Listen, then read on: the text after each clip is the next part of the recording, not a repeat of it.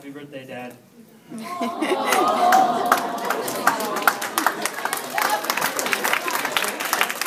Thank you for allowing me to be here. Some of you have met me, most of you haven't.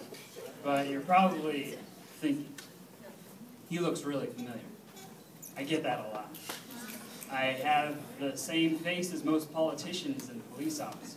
I have the same visage as the white Christian male crusaders. I pump the same blood as the Western slave traders and human traffickers. It's a little awkward to point this out, but I have hands that are shaped a lot like trigger pullers and sex tourists, and even armpits where the first rifle stock once fit. I have the feet that stepped Columbus onto the shore and ran back to inform the conquistadors.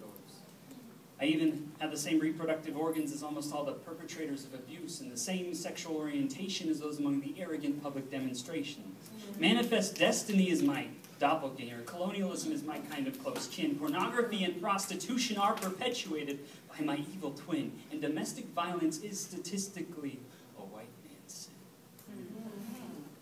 I'm less than 6 degrees of separation from segregation. Imperialism is imprinted onto my bones. I'm related to the advent of scalping and the smallpox rash. My childhood hair even looked a little like Hitler's, minus the stash. So, thank you for the invitation to this hallowed ground of dialogue. I know that my voice sounds a lot like the standard dialect of American English, but I'm carrying this baggage filled with ugly hand-me-downs, like the KKK outfits they got stitched into my skin color. Blood diamonds run through my veins, and oil grabs stick to my white hands with black stains. This topic is inherently broached whenever I approach you, and I don't blame you, especially when my judgmental attitudes try to shame you. My suburban bubble upbringing sometimes names you alien, or reserves my rights while restricting you to reservations, just because you're strange to me. I've slowly been familiarized to this diversity of adversity since my family adopted a 4-year-old boy from India.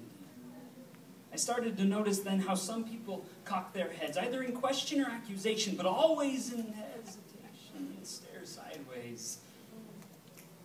He's your brother?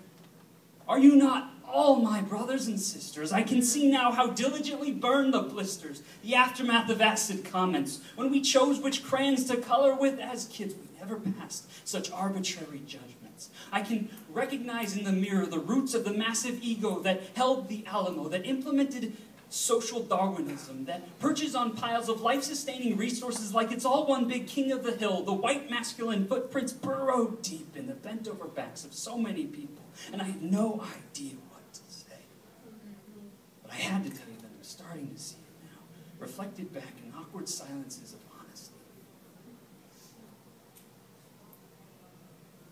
I have inherited some blessings from my family, but I've contracted many curses from my gender, sexuality, and race.